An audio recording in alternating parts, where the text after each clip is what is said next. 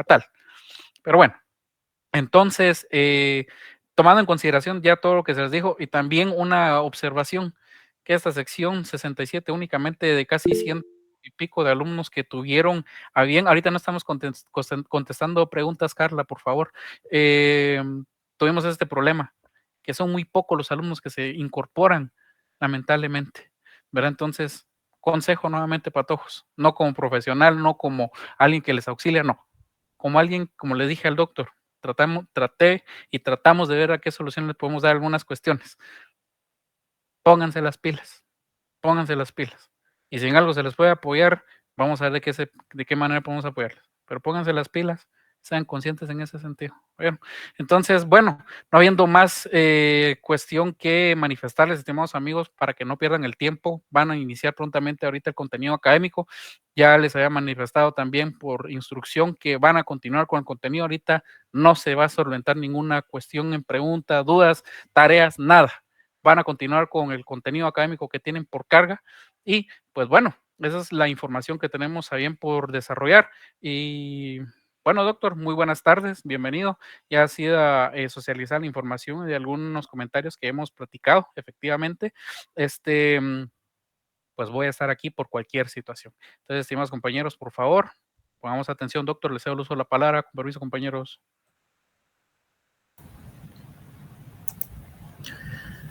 Bien, muy buenas tardes, gusto de verlos nuevamente después de una larguísima ausencia de toda la semana anterior, en el que únicamente pudimos reunirnos para el día del examen, no por motivo de el otro examen o el último examen que tenían ustedes del segundo parcial. Entonces, finalmente, pues nos volvemos a ver. Aparte de eso, también quiero contarles de que habíamos platicado en principio en la posibilidad de que tuviéramos clases el día sábado para poder avanzar un poco en el programa, dado a que ya muy pronto también vamos. Lamentablemente ya no pudimos confirmar el tema de la clase del día sábado, toda vez que había salido el anuncio, pero no, yo no pensé que iba a afectar esta área, pero el día sábado no tuvimos energía eléctrica, porque el INDE había programado una suspensión de servicio eléctrico para el área, pero no estaba muy claro si nos... Y finalmente sí lo estuvimos, por lo tanto no tuvimos energía eléctrica desde las 6 de la mañana a eso de las 4:30 de la tarde, así es que no pudimos realmente o no podíamos tener la actividad que habíamos programado, toda vez que ante esas cortes o interrupciones del servicio eléctrico, pues no se pueden hacer mayor cosa, sino que de aguantarse, ¿verdad? Comentamos, si alguna mención hizo Alberto hace un momento, es que si ustedes miran la cantidad o saben ustedes de la cantidad de alumnos que tenemos ahorita aquí o estamos presentes aquí, tenemos aproximadamente 72 alumnos en clase, lo que contrasta muy grande con la cantidad de alumnos que se examinan. Parece que hay muchos de los alumnos de esta sección H que no vienen a clase o si son diferentes cada vez, pero no vienen a clase. Obviamente eso va a repercutir o va a generar impacto en lo que son los resultados de examen, porque, como le digo, la cantidad de alumnos que se examina es más o menos el doble, ¿verdad, Alberto? Sí, es correcto, doctor. Lo que sucede es que son aquellos alumnos que le llamamos paracaidistas, que solamente están en la primera sesión, se pierden el demás contenido y ya cuando están por perder, pues es cuando se presentan. Y tuvimos, no, en serio, se los prometo, ya la última sesión que tuvimos y quedó grabada especialmente por cuestiones de coordinación, porque puede ser alguna situación que pueda presentarse.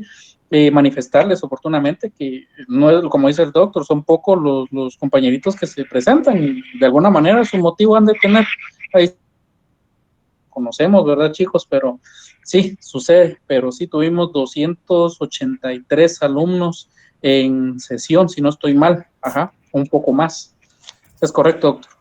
¿En sesión o en examen?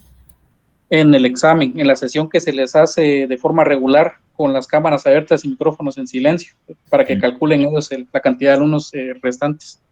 Exactamente. Pues ya vieron, mire qué cantidad de alumnos fueron los que se examinaron versus la cantidad de alumnos que están presentes. Y obviamente ahorita son pocos, otras veces han habido 80, 80 y pico, 90, algunas veces, pero para la cantidad de alumnos se examina, entonces se hace bastante complicado. Y claro, después resultan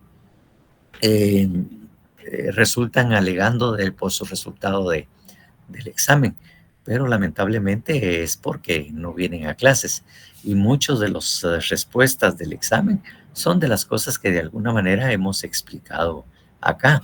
Entonces, tomen en cuenta eso para que sean su situación o piénsenlo, ¿verdad? Para que vean ustedes que no es porque uno califique mal o uno quiera afectarlos. Claro, como dijo Alberto, hay circunstancias a veces de personas que trabajan o personas que en este momento no pudieron estar por alguna causa justificada, pero en términos generales, pues el porcentaje que no viene a clase del examen. Carla está ahí queriendo alegar un poco por ahí al fin. A ver, cuénteme, Carla. Licenciada, buenas tardes. Es que tengo entendido que ya dentro de poco es el extraordinario, en unos minutos, pero yo el día del examen tuve problemas y le escribí a Alberto, no aparecí en el listado. Y como en las instrucciones decía, ¿verdad? Que si no aparecías en el listado había que mandar los datos.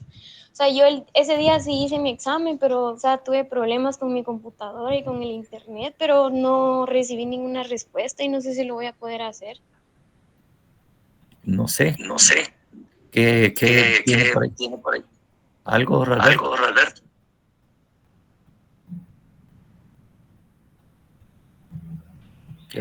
Ya eso estaba viendo ahorita. Yo creo que la compañerita no escuchó cuando se les especificó que ahorita se le está dando seguimiento primero a la sección I, que ya se les había tomado los datos. Entonces, en ese sentido, ahorita corresponde a la sección H verificar esa situación.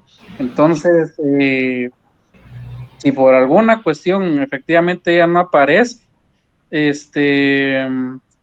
bueno, que lea el examen, ¿verdad? Pero siempre se le va a tomar en consideración la primera evaluación como lo hemos hecho, ¿verdad? Si no está segura. Ajá. Bueno, que se examine ese extemporáneo, claro que si hay ya una calificación o vemos alguna cuestión que así extraordinaria, pues obviamente pues estaremos tomando en cuenta la primera. Pero bueno, no hay problema, Carla, para que no nos siga maltratando, aumentando nuestra progenitora. Gracias, licenciado, disculpe. Bueno, entonces ya les digo esas cosas, pues, y otras, pues obviamente que pues ya comentaremos cuando tengamos ya toda la información y datos. Ahí les estaremos haciendo los comentarios respectivos el día jueves, cuando de información. Ahí ya estaremos haciéndole algunos comentarios que son importantes, pero el primero que quería hacer es que ese fenómeno, que vienen muy pocos alumnos a la clase y obviamente en el examen, pues eso de alguna manera repercute o afecta, si es que lo quieren ver de otra manera. Bien, hemos estado platicando y vamos a retomar el tema que teníamos respecto a lo que era esa primera declaración. Ya habíamos hablado de la importancia y todo. Incluso creo que ya habíamos iniciado a hacer o a dar algunas explicaciones al respecto, o solo procedimos a leer precisamente ese artículo 82. Exactamente no lo recuerdo, pero creo que no empezamos a analizarlo, o si lo analizamos, pues bueno, retomémoslo a partir de. Entonces, retomando el tema, que les decía yo que esta primera declaración es bastante importante, porque esta se da después de agotada esa investigación preliminar. Investigación preliminar que no tiene plazo, que ya habíamos dicho. A veces hay 1, 2 años, 3, en el que se hace esa investigación preliminar, donde se trata de obtener los indicios racionales suficientes para considerar que efectivamente se ha cometido un delito, que existe un delito, que hace un hecho o una conducta que puede ser calificada como delito. Y segundo, las probabilidades de que a la persona que hemos citado o se ha detenido para que preste la primera declaración, tuvo participación en él, porque de alguna manera eso es lo que tratamos de establecer en esa primera declaración, porque con esta diligencia o esta audiencia judicial es que efectivamente iniciar un proceso penal. Y claro, en cumplimiento de las garantías que también ya habíamos visto, esas sí estoy seguro, que ya habíamos visto, que responden a lo que es de alguna manera el artículo 6 de las garantías procesales, ¿verdad? Y obviamente la posible participación de la persona, dentro de lo que es el proceso.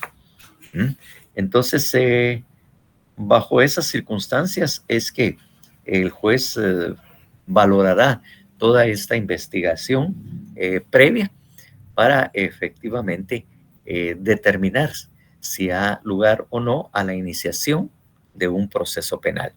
No lo dice así prácticamente, pero todas las circunstancias apuntan que esa es la audiencia de primera declaración, es la diligencia judicial por la cual se inicia prácticamente el proceso penal. Ahí es donde se empiezan con todas las fases o etapas preparatorias. Claro, que ya lo habíamos mencionado antes y lo leímos, salvo que efectivamente se produzca un delito flagrante, porque si hay delito flagrante, en la investigación preliminar sí tiene obviamente es dentro de las 24 horas de detenida la persona o que se haya cometido el delito en flagrancia, ¿verdad? Entonces, si hay flagrancia, obviamente ahí lo que procede inmediatamente es, como vimos, los plazos de carácter constitucional respecto a que se pone a disposición a la persona detenida por delito flagrante dentro de las 6 horas a disposición del juez, y el juez dentro de las 24 horas tiene que ordenar la primera declaración. Por lo tanto, las diligencias previas tiene un plazo muy corto, ¿verdad? Muy corto para poder agotarlas y poder presentarlos. Claro, cuando hay delito flagrante es muy fácil determinar o tener las evidencias o los indicios racionales por el hecho mismo de la flagrancia. La policía que lo detiene pueden ser testigos, o si fue un ciudadano el que lo detuvo, pues ya tenemos la declaración de él, o los ciudadanos que lo pudieron detener, que obviamente vieron que él efectivamente cometió el delito y procedieron ellos a su detención, tal como vimos que estaba permitido esa detención o aprehensión ciudadana, que lo faculta precisamente cuando se trata de un delito flagrante, o los mismos cuerpos de seguridad privada que pueden proceder a la detención de esta persona para presentarlo a la policía, a los órganos policiales, cuando esto se presente. Por lo tanto, ya ahí tenemos prácticamente todo lo que se necesita en ese caso, ¿verdad? Tanto así que en el 2011, que ya lo habíamos también mencionado, se modificó un poco lo relativo al procedimiento abreviado y se dio una nueva procedimiento especial, y en este procedimiento hablamos de un procedimiento simplificado. Que incluso, Doctor, disculpe que lo interrumpa un segundito. Estimados sí, compañeros, por favor, en este momento va a ser publicada su evaluación extemporánea a los 3 alumnos que la han solicitado. Por favor, me actualicen su página de Classroom y eso sería todo, doctor, disculpe. no hay ningún problema. Entonces, para que vayan a hacer su examen extemporáneo. Entonces, que les decía yo que ya de alguna manera habíamos leído el procedimiento simplificado que procede en los casos de flagrancia o por citación o por una aprehensión que se ha hecho cuando se tienen todas las evidencias. Entonces, en el procedimiento simplificado es que efectivamente se da a petición del Ministerio Público por considerar que ya tiene incluso el procedimiento simplificado, de alguna manera se va a saltar o va a avanzar sin necesidad de una fase o etapa preparatoria, porque de una vez se va a solicitar precisamente, se va a solicitar prácticamente la apertura a juicio. La apertura a juicio se procederá y conforme, pues, o sea, se predice la conforme a juicio, entonces se va a saltar precisamente la fase preparatoria. Y algunas veces también se salta, muchas veces, la fase intermedia. Entonces, ahí va en el procedimiento simplificado. En el procedimiento abreviado pasa algo similar. Cuando hay procedimiento abreviado, se va a saltar el juicio o debate e inmediatamente se va a dictar la sentencia que corresponda. Entonces, esos procedimientos son bastante especiales. Como les digo, son procedimientos que existen en otros países, no solo con nosotros, sobre todo esos tipos de procedimiento abreviado que ya habíamos mencionado, que cuando la persona se declara culpable en la primera audiencia de imputación, tienen una audiencia de primera declaración, sino que es una audiencia de imputación de cargos, donde el fiscal hace todo lo que tiene que hacer el fiscal en la primera declaración, señalar el delito, las evidencias, los indicios, todo lo que tenga él de su parte, para poder pedir, obviamente, que se inicie proceso contra él. Entonces, ahí mismo el juez, sin hablar de un procedimiento específico, le dice, bueno, ¿cómo se declara? Ya oyó usted la sindicación que le hace, no sé si tenga algo que decir, la sindicación que le hace el Ministerio Público, pues, ¿cómo se declara? ¿Va? ¿Culpable o inocente? Ahí de una vez, si él se declara culpable, inmediatamente, pues, suspenderán o se empezará a alegar cuál es la sentencia posible que se le pueda aplicar, y de una vez ahí se le dicta la sentencia por parte del juez en esa primera audiencia. Ahora, si él se declara inocente, pues obviamente señalará oportunamente para cuándo se podrá realizar el tema del juicio penal. Entonces ahí, obviamente, esos hechos, pues, son diferentes, ¿verdad? Y obviamente eso también tiene mucha relación con lo que recientemente se aprobó aquí en Guatemala, y que ya hay muchos personas indicadas de ese delito, ¿verdad?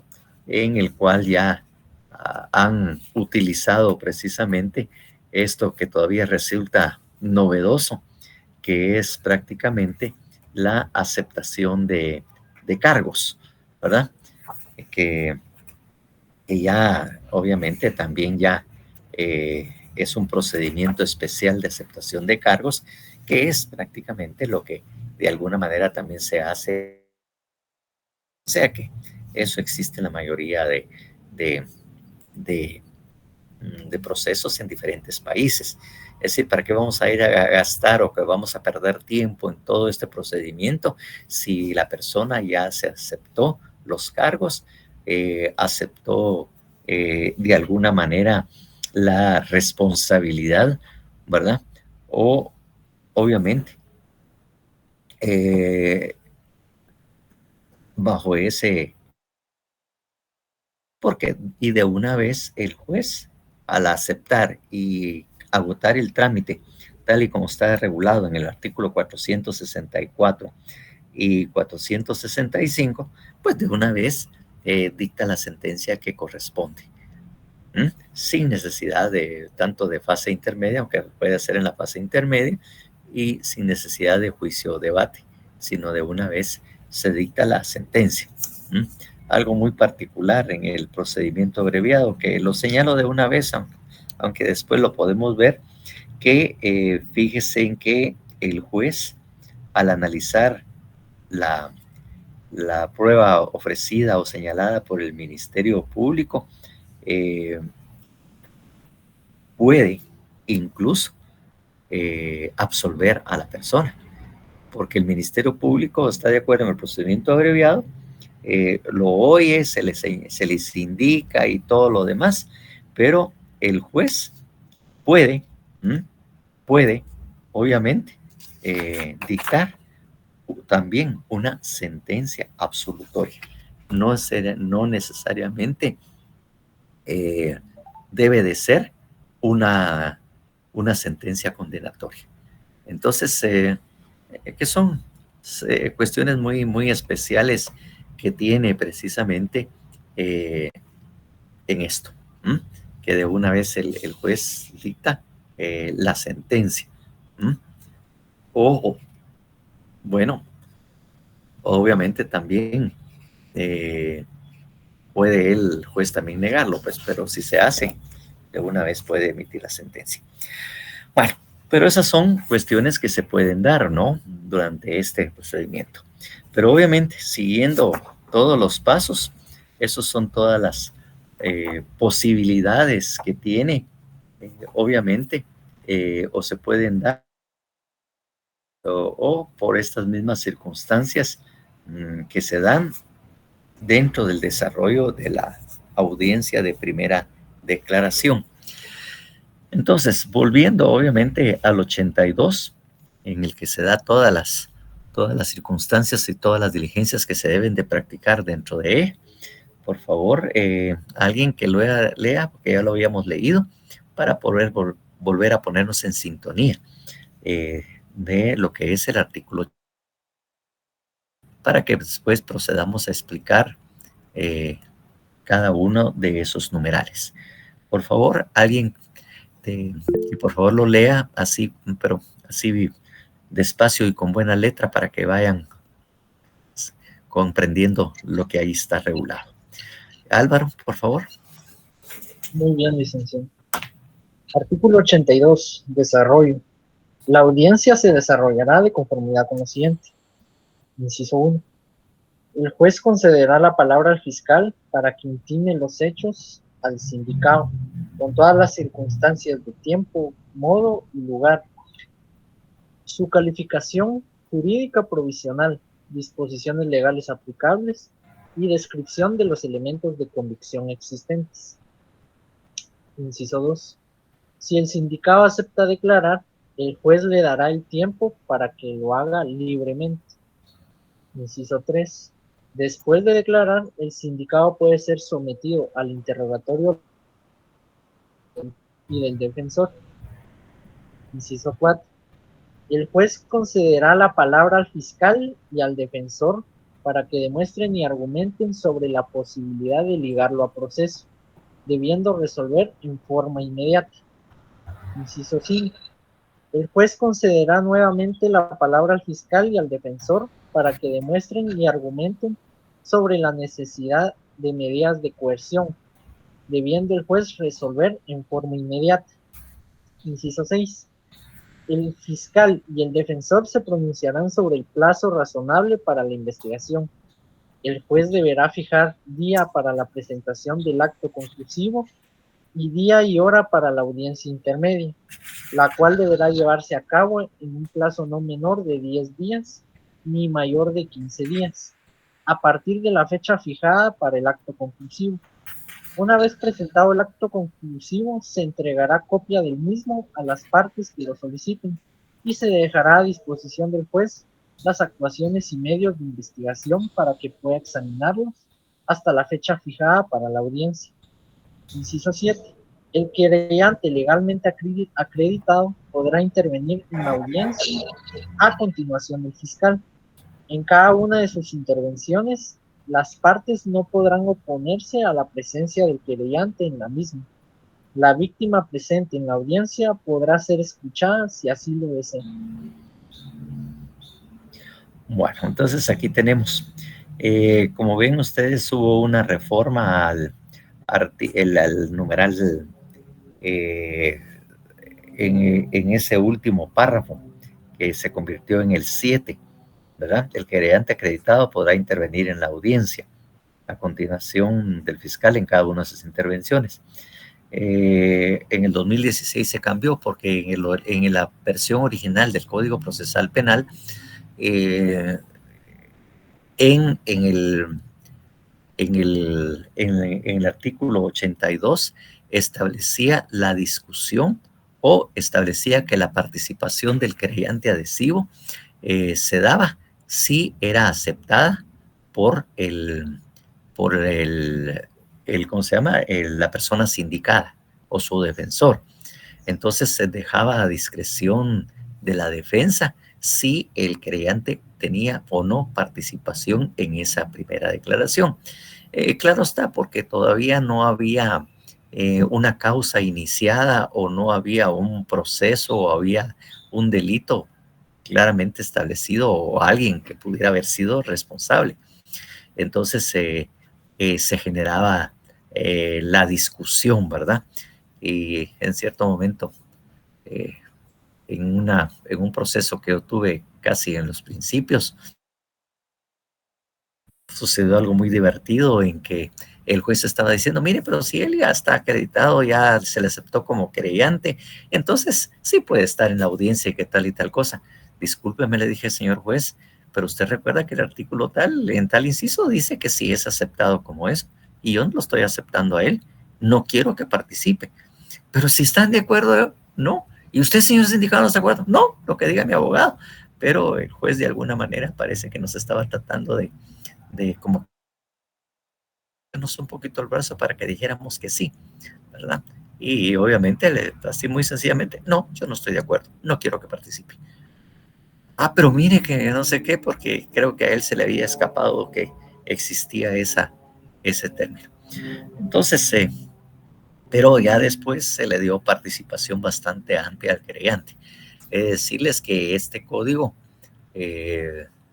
fue el que creó precisamente ¿cómo se llama? La figura del querellante adhesivo. El querellante adhesivo, pues, no existía como tal en el anterior código. En cambio, ahora, pues sí tiene esa participación. Ustedes ven que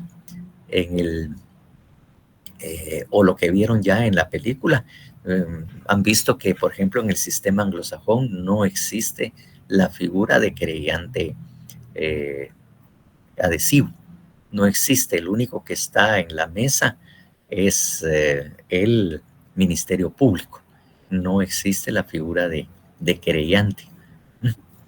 Pero de las innovaciones que tenía este código es que queda como o integra precisamente a esta persona, a pesar de que todavía es discutible en cierto momento. Hay en la audiencia en que uno puede discutir si califica o no, o si se le tiene o no como querellante.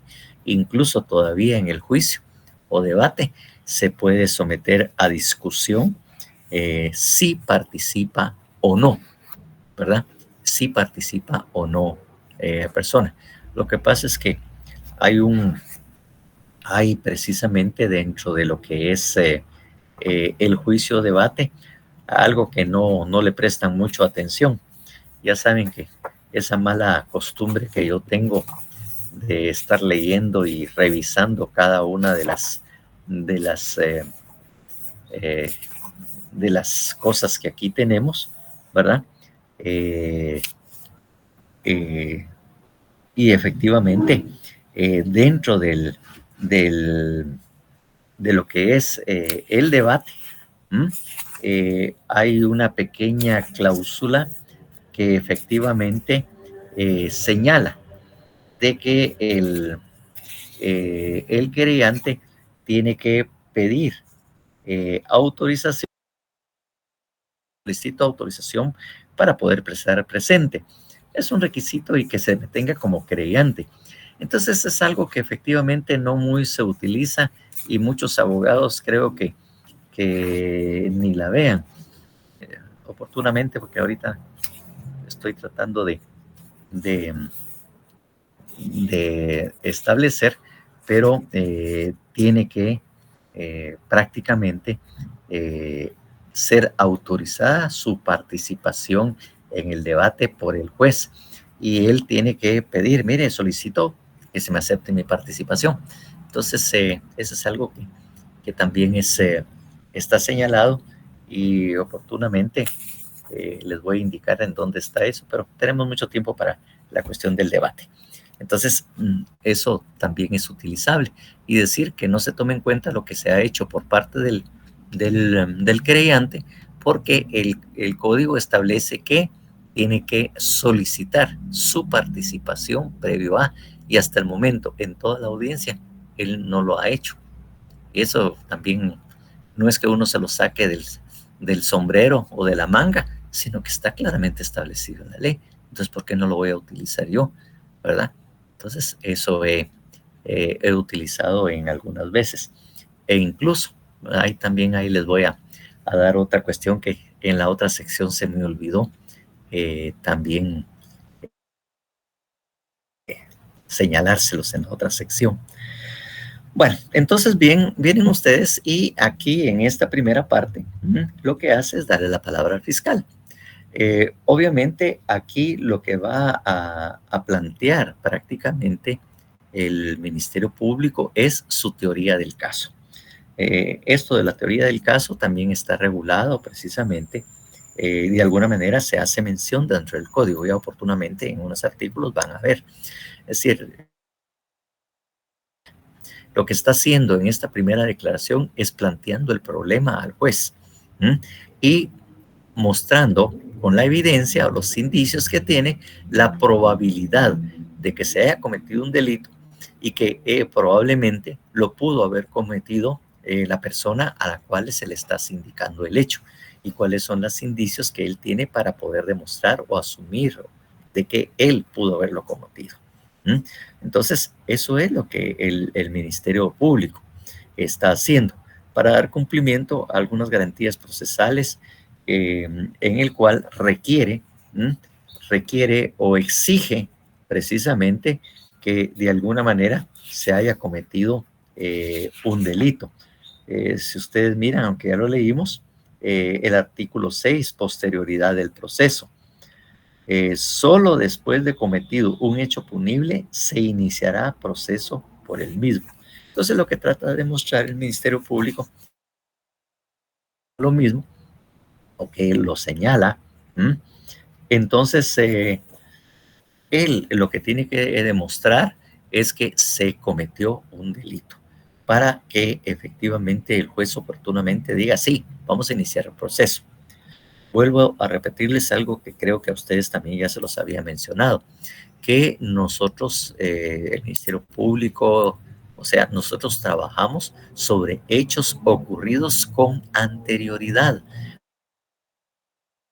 Como ya les decía en latín, ex post facto, o sea, después de ocurrido el hecho. O sea, nosotros no preveemos el futuro, no tenemos la previsibilidad, sino que estamos hablando de un hecho ocurrido tiempo atrás, en el tiempo. Y entonces lo que estamos tratando es de revivir esas circunstancias del pasado, traerlas al presente y mostrárselas al juez para que él pueda efectivamente decir que sí se inicia proceso y eventualmente que sí se puede aplicar una pena ya en otra fase o etapa procesal. Entonces, efectivamente, tiene que darse. Y la imputación tiene que estar precisa y muy clara, muy definida claramente de lo que pudo haber acontecido. Obviamente, porque si no tenemos un señalamiento así muy eficaz o muy que se nos acusa o se acusa a nuestro cliente, ¿cómo podemos responder a algo si no hay precisión en lo que nos estás indicando? Ya a ustedes les había hecho y se habían divertido en el momento que se les indiqué de que mientras no nos digan de qué se nos acusa o qué hicimos, no tenemos posibilidades de defendernos. Y les planteé algo que a muchos les divirtió, porque muchos lo han vivido, respecto a nuestras parejas, que de repente están así enojadas, trompudas o trompudos, y simplemente no hablan y todos así, y cuando uno les pregunta, bueno, ¿y por qué estás enojada? ¿Qué te está pasando? Nada. Pero, ¿qué pasó? ¿Qué te hice? ¿O qué te pasó? ¿Qué estás así molesta? Todavía preguntas, todavía tenés el descaro. Vos dame las explicaciones de por qué. ¿Pero por qué qué? Se ríen porque en algunos casos pues ya lo han vivido, otros posiblemente ya lo han visto, ¿verdad? Incluso amigas que le pueden pasar, ¿va? Que no se sabe por qué la persona está molesta y enojada, hasta que no nos diga claramente de qué pasó o por qué está enojada y qué es lo que tenemos que aclarar. Nosotros no podemos abrir la boca porque no sabemos de qué vamos a hablar. Por eso tiene que ser tiempo, modo y lugar, para que dice, no, yo ese día, a esa hora, ¿verdad? No realicé esto. Pero si no me dice, mire, ¿qué es? ¿Qué pasó? Yo ni recuerdo haber hecho eso, pues no tengo fecha, no tengo nada. Entonces está mal planteada una sindicación o una imputación o una intimación del cargo. Entonces definitivamente nosotros no podemos defendernos. O si efectivamente no tenemos la suficiente material o no tenemos todo lo necesario para eso, porque esperando. Porque puede ser que a ustedes como abogados lo hayan llamado un día antes o 2 días antes de la primera declaración y no hayan tenido oportunidad de ir al Ministerio Público para saber qué evidencia o qué es lo que tienen en contra de su cliente y no pueda efectivamente asesorar a su cliente en la posición o que deben asumir respecto al caso, o no tiene usted elemento para poder defenderlo. Entonces, muchas veces puede precisamente tomarse la palabra al momento de la sindicación o un poco antes, y a veces decirle, mire, señor juez, yo quisiera que se pudiera suspender, porque con todo lo que estoy oyendo, yo hasta este momento, pues me estoy enterando de lo que se le está sindicando y acusando, y la evidencia que está señalando el fiscal que tiene en contra de mi cliente. Yo en este momento no estoy capaz de poder plantear una defensa hasta que no esté enterado y pueda saber qué es lo que el Ministerio Público tiene para poder hacer una defensa técnica como se requiere, pues. Entonces, uno puede también pedir eso y obviamente el Ministerio Público tiene que proveerle para cumplir con lo que la Constitución establece precisamente, ¿verdad? Esto, porque obviamente hay cierta reserva, hay cierta reserva hasta el momento en algunas de las cuestiones que se han presentado y uno no lo tiene, pues. A pesar de que, miren ustedes, y ya lo habíamos leído, creo yo, en esta sección, lo que señala el artículo 8, derechos del detenido. Por favor, Constitución, derecho del detenido, artículo 8.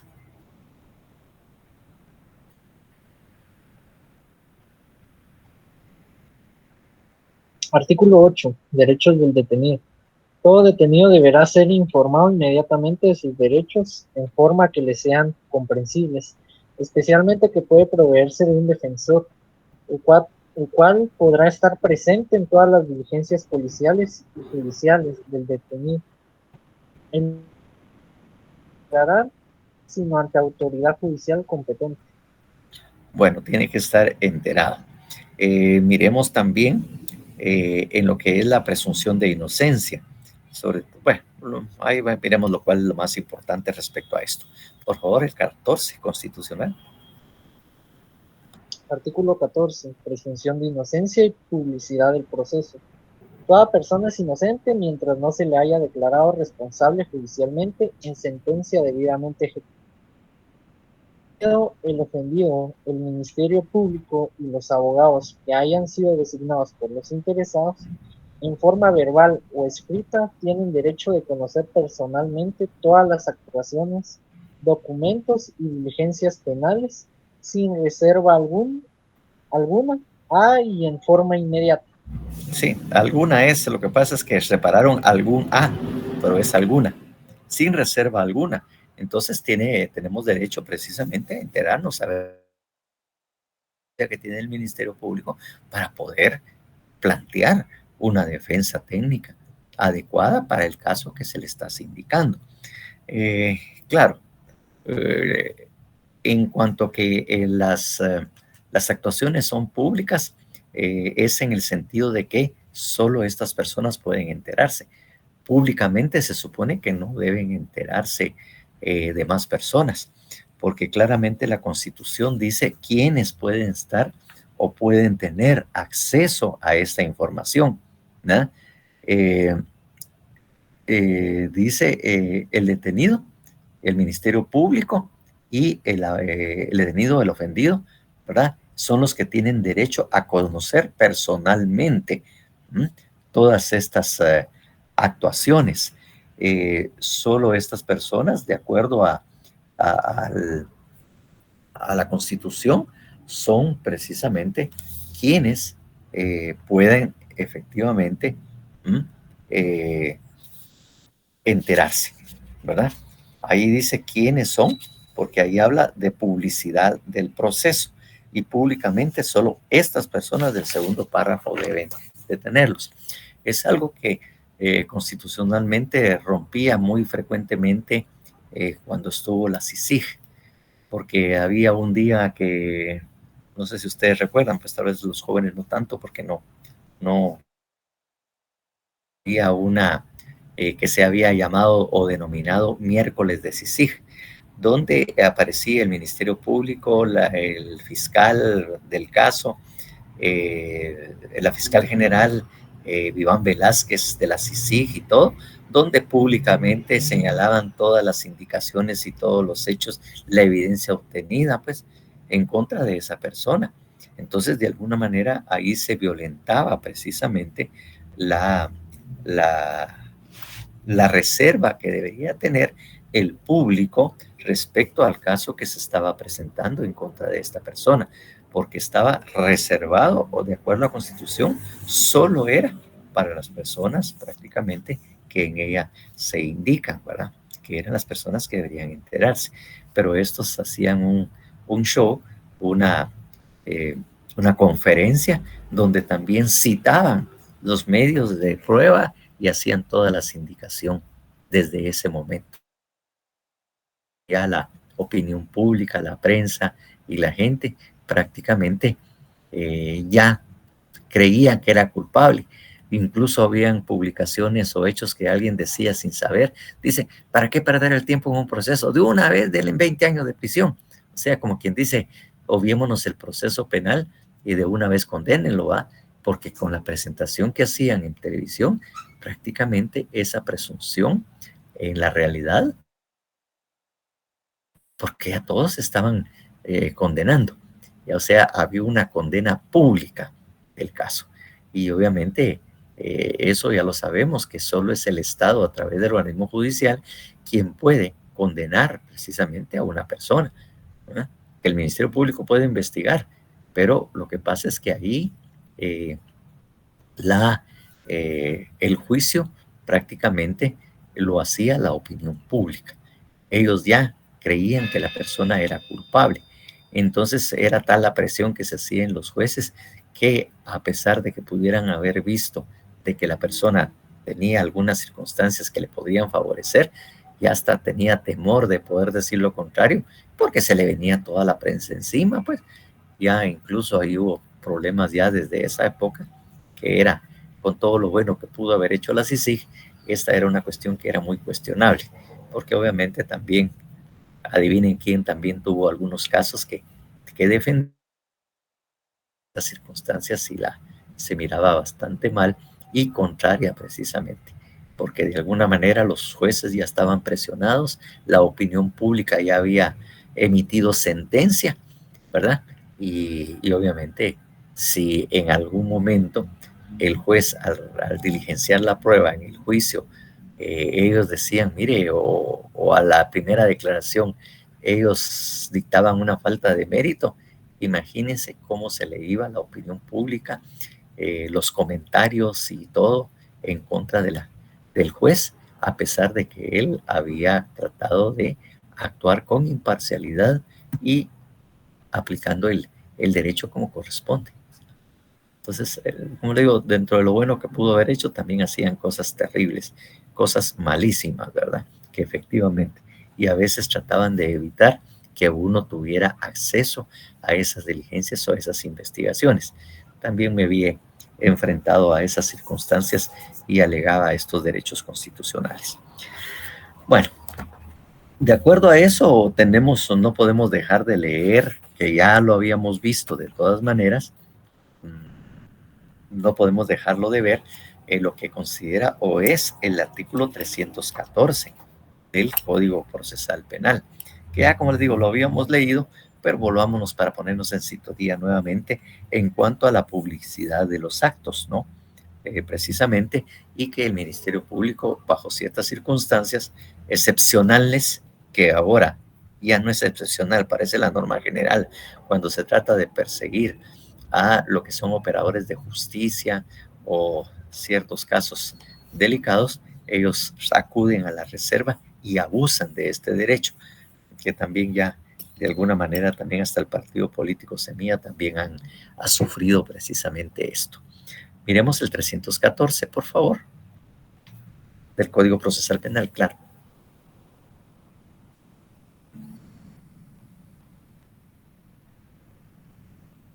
Artículo 314. Carácter de las actuaciones. Todos los actos de la investigación serán reservados para los extraños. Las actuaciones solo podrán ser examinadas por el imputado, las demás personas a quienes se les haya acordado intervención en el procedimiento, los defensores y los mandatarios. No obstante, quienes tengan conocimiento de las actuaciones cumplidas durante la investigación estarán obligados a guardar reserva, sin perjuicio de la responsabilidad penal que corresponda. El incumplimiento de esta obligación será considerado falta grave y podrá ser sancionado conforme a la ley del organismo judicial y disposiciones reglamentarias. El Ministerio Público podrá dictar las medidas razonablemente necesarias para proteger y aislar los indicios en los lugares en que se esté investigando un delito, a fin de evitar la contaminación o destrucción de rastros, evidencias y otros elementos materiales. No obstante, siempre que la publicidad entorpezca al descubrimiento de la verdad y si no hubiere auto de procesamiento, el Ministerio Público podrá disponer para determinada diligencia la reserva total o parcial de las actuaciones por un plazo que no podrá superar los 10 días corridos. El plazo se podrá prorrogar hasta por otro tanto, pero en este caso al juez que ponga fin a la reserva. A pesar del vencimiento de los plazos establecidos, cuando la eficacia de un acto particular dependa de la reserva parcial de las actuaciones, el Ministerio Público podrá disponerla, con mención de los actos a los cuales se refiere y con la limitación prevista en el párrafo anterior, por el tiempo absolutamente indispensable para cumplir el acto ordenado. Los abogados que invoquen un interés legítimo deberán ser informados acerca del hecho que se investiga y de los imputados o detenidos que hubiere. A ellos también les corresponde la obligación de guardar reserva. Bueno, entonces, como les digo, eso es algo extraordinario, algo excepcional, no es la regla general. Pero como les digo, a su conveniencia, últimamente pues han estado utilizando y abusando incluso de esa reserva es obviamente para impedir que efectivamente se logre hacer una defensa efectiva. En todo este caso. De todas maneras, no sé si alguien tiene por ahí la ley de organismo judicial para que proceda a leer el artículo 63 de la ley de organismo judicial, la LOJ.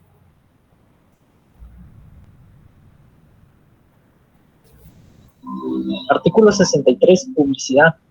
Los actos y diligencias de los tribunales son públicos, salvo los casos en que por mandato legal, por razones de moral o de seguridad pública, deba mantenerse en forma reservada. La calificación será hecha por el juez en casos muy especiales y bajo su estricta responsabilidad.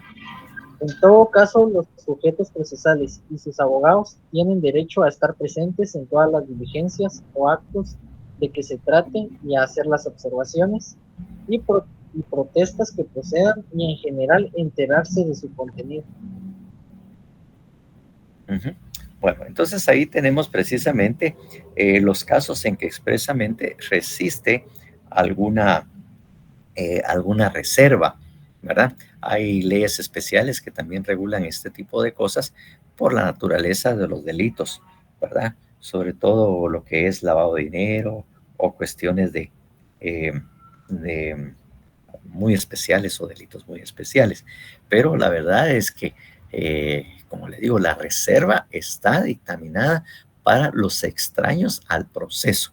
Pero el sindicado y los abogados defensores y las partes procesales deben de tener libre acceso para que uno pueda saber sobre cómo o qué debe de plantear su defensa. Por lo tanto, se puede pedir precisamente la suspensión de evidencia que el Ministerio Público está presentándole al juez cuando hace la sindicación en el artículo 82, a efecto de que uno también analice estos medios de prueba, pues esas evidencias, no medios de prueba, porque todavía no es medio de prueba, pues, pero esos indicios que él señala y con el cual quiere fundamentar, porque ahí estamos jugando de probabilidades, la probabilidad de que se haya cometido un delito y que probablemente a la persona a la cual se le está haciendo la imputación o la sindicación o la intimación probablemente pueda ser responsable. O sea, no hay nada seguro y definitivo, porque obviamente no se han obtenido los medios de prueba para poder sustentar y demostrar la culpabilidad. Solo son indicios, indicios racionales o algunas cosas que se han adquirido en esa investigación preliminar que se ha hecho al respecto, ¿verdad?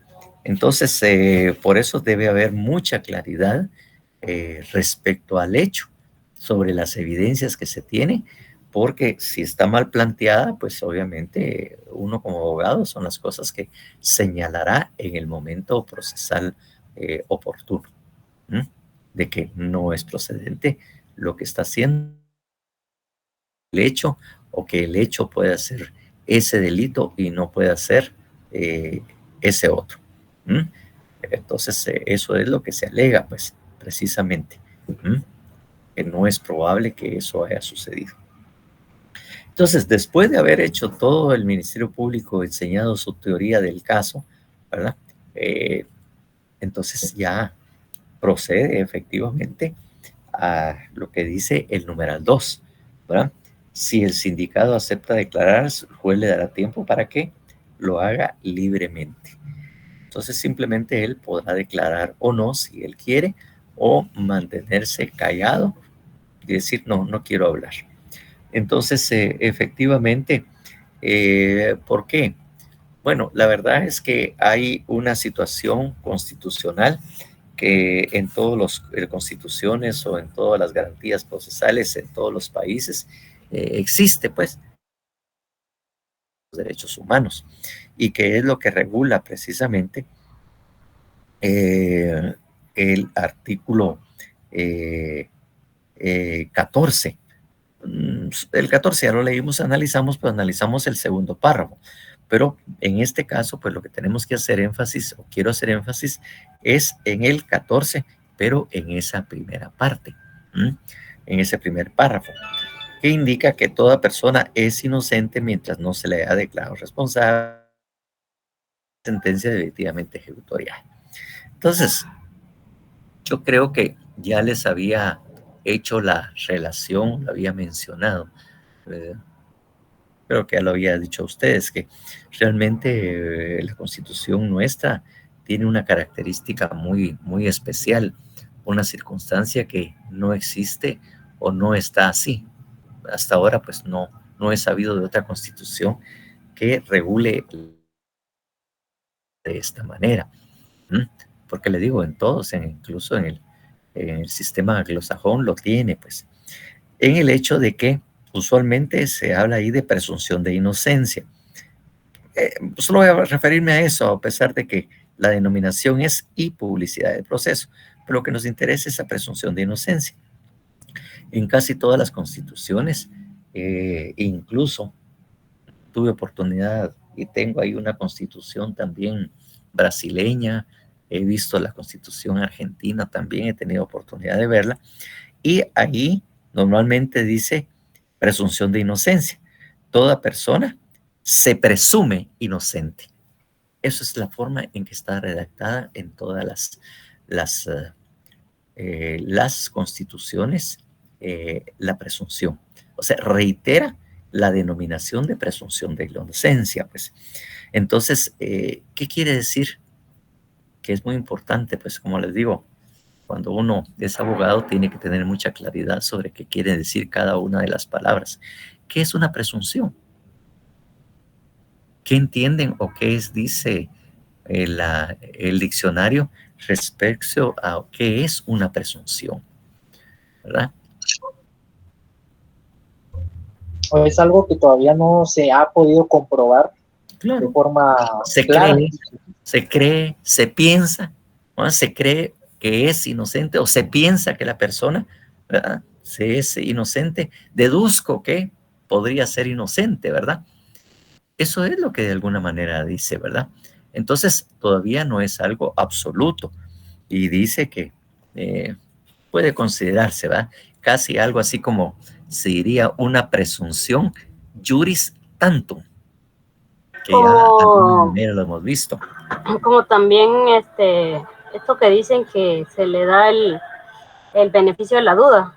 Exactamente, el beneficio de la duda, pues bueno, démosle el beneficio de la duda, ¿verdad? Porque no tenemos forma de comprobarlo en este momento, pero démosle el beneficio de la duda. Cuando hablamos de una presunción juris tantum, es que se acepta prueba en contrario. La juris tantum, en tanto no se pruebe lo contrario, pues esta persona es inocente. De alguna manera eso es lo que quiere decir esa presunción. Pero una vez que ya se compruebe, ya no hay. Y eso es el trabajo precisamente del Ministerio Público, destruir la presunción de inocente con la investigación que él haga, pues. Eso es lo que está atacando precisamente, está atacando ese derecho. Pero resulta que nuestra Constitución no repite otra vez la presunción, sino simplemente dice toda persona es. Entonces ya no es una presunción juris tantum. Claro, esa presunción está, ¿verdad?, mientras no se haya declarado responsable judicialmente. Pero en esa forma de redacción ya no es una presunción, sino que el Estado de Guatemala reconoce a esa persona que es inocente en forma absoluta. Bueno, si vienen pruebas, pues bueno, entonces ya, si ya hay una sentencia ejecutoriada, pues bueno, entonces ya no. Pero de entrada dice que él es un estado que a él se reconoce, que no es lo mismo solo creer o pensar o deducir de que puede ser inocente. Bueno, entonces, como le digo, esa es una característica muy especial de nuestra Constitución, en el cual, como le digo, no sé si fue un error, todavía no sabemos si fue un error o que si de alguna manera cuando redactaron la Asamblea se redactó y se aprobó por parte de la Asamblea Nacional Constituyente, así lo quisieron dar, o ese tratamiento le quisieron dar a la presunción. Bueno, entonces, bajo esa característica, lo que de alguna manera está tratando de hacer, vuelvo a decirles, es destruir precisamente ese estado, ese estado que de alguna manera está, ya le tiene acreditada, o ya efectivamente le da por hecho. Entonces, todo lo que el ministerio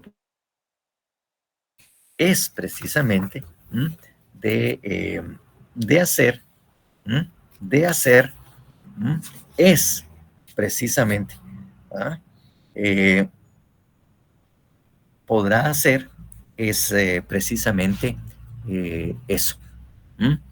Eso es lo que está tratando de dar. Por lo tanto, si la persona es inocente, y por eso es la justificación o la razón, porque en ningún país, ¿verdad? En ningún país niega o les reconoce o no deja de reconocer el derecho a mantenerse callado. En todos los países tiene ese mismo derecho. ¿Por qué lo tiene? Porque él es inocente. ¿Por qué va a probar de que es inocente cuando ya el Estado le reconoce esa calidad, ¿verdad? Esa calidad ya está establecida, ¿verdad? Y entonces definitivamente ya no tiene por qué él probar algo que ya de hecho es. Entonces definitivamente bajo esa circunstancia, ¿qué voy a probar yo? No tengo nada que probar, no tengo nada a declarar. El chance lo tiene el Ministerio Público. Él es el que tiene que construir y demostrar precisamente de que efectivamente él es culpable. Pero yo no tengo que probarlo. Por lo tanto, si yo quiero me quedo callado. Ay, miren qué hace. A ver cómo se discuta, ¿verdad? Entonces, simplemente, bajo esa circunstancia, él se queda callado. Ahora, si él quiere declarar, ojo, ojo, y eso es algo que aprendí afuera hace muchos años en uno de mis viajes a Costa Rica, es que si él llega y dice, mire, fíjese que yo no cometí ese hecho, yo incluso ni siquiera estaba aquí en Guatemala, yo creo que estaban confundidos, o yo ese día, a esa hora me encontraba en tal parte. Ahí cambia la cosa. Porque si él afirma eso, entonces sí debe probar ese hecho, no para justificar su inocencia en sí misma, sino demostrar que efectivamente él no pudo jamás haberlo cometido. Si se queda callado, no tiene nada que probar. Si declara y afirma ciertas cosas, entonces pruébelo. Si él dice, mire, esa hora, ese día yo estaba comiendo en un restaurante con mi familia, estábamos degustando a las 7 de la noche en el restaurante tal que nos fuimos a comer y toda la cuestión, yo no pude haber estado a esa hora en ese lugar, ni cometiendo un delito. Entonces lo mínimo que tiene que hacer él es presentar la factura o evidencia de que estaba comiendo con su familia en ese lugar. Y puede poner, obviamente, algunos familiares si él quiere, o algunos amigos, que efectivamente él estuvo en ese restaurante a esa hora, en el lugar que supuestamente le está intimando o en el cual puede efectivamente hacerlo. Entonces, bajo esas circunstancias es que se debe de dar precisamente. Entonces, eso es lo que debemos de tener en cuenta. Él no tiene que probar nada. incluso le digo, llegando al extremo, como no está bajo juramento, él puede hasta mentir si quiere, pues. Lo que hace es que el trabajo lo tiene más el Ministerio Público para destruir esa calidad. Entonces, bajo esa circunstancia es que la persona va a declarar. Obviamente, si declara, dice, después de declarar, el sindicado puede ser sometido a interrogatorio legal del fiscal y del defensor. Aquí hay otro truco, no es truco, simplemente utilizando lo que la ley nos faculta.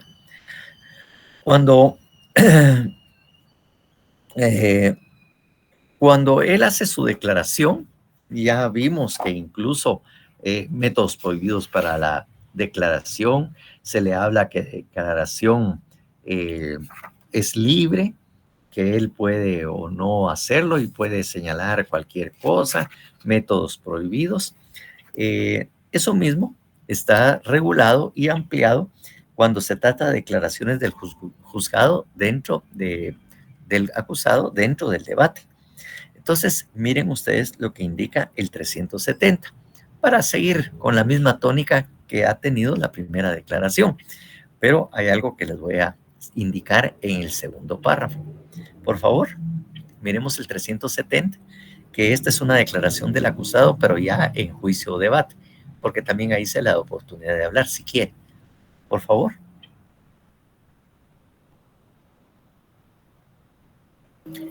Declaraciones del acusado.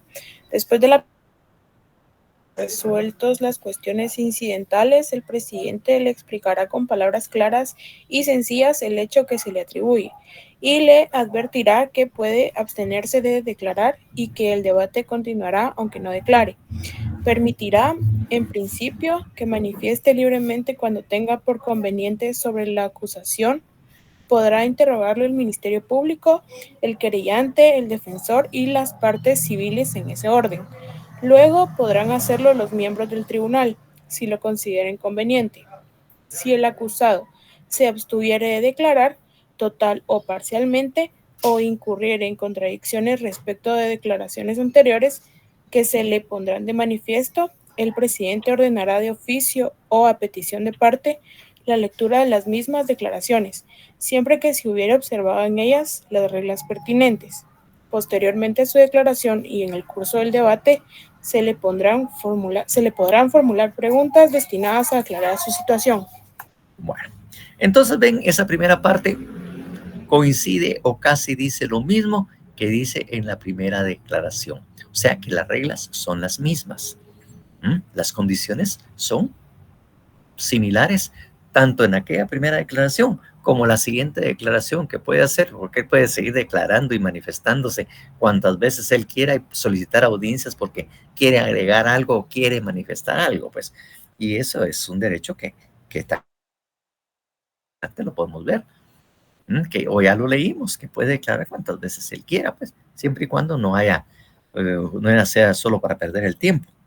Pero en lo que yo a veces, dependiendo de las circunstancias, porque hay veces que personas declaren, pero a la hora que los estén interrogando, por ejemplo, se ponen nerviosos o se asustan y no hayan qué decir y ahí hasta puede cometer la pata.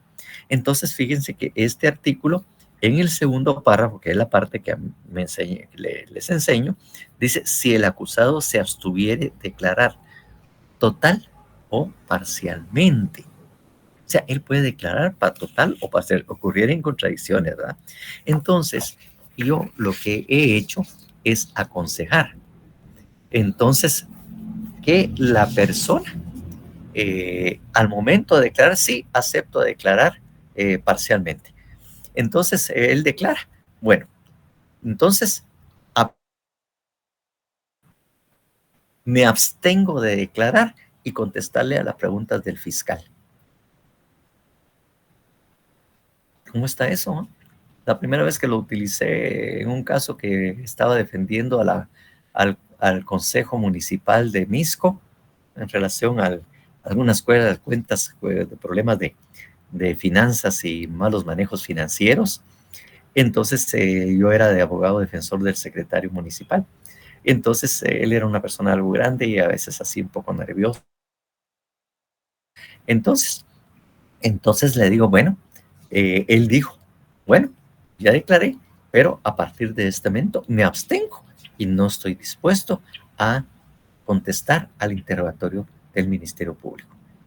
Se armó la de San Quintín, ¿verdad? Sí, que no sé qué, que no sé cuánto. Entonces yo les dije, mire, es que él es libre y esa libertad está reconocida, que es libre su declaración.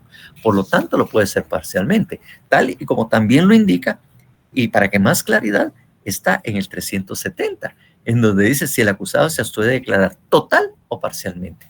Por lo tanto, esa declaración parcial, esa abstención parcial, está regulada en el código y bajo las mismas condiciones, él está declarando ahora.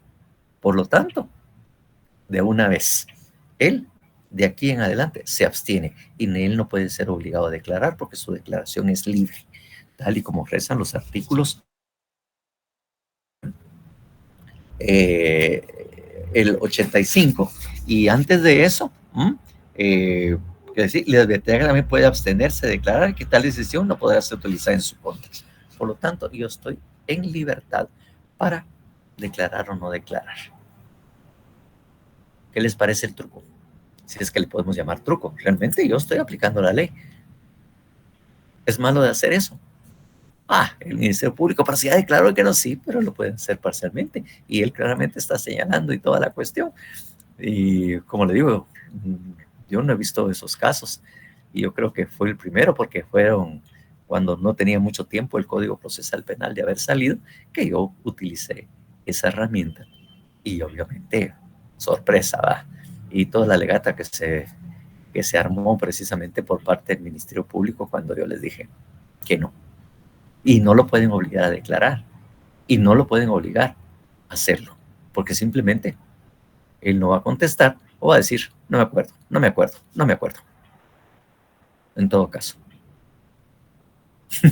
¿Sí o no? Están tomando nota para aquellos que quieren ser penalistas, que quieren entrar a esa área oscura del derecho. Pues bueno, fíjense que ya son las 27. Entonces lo vamos a tener que dejar ahí para dejarlo para el día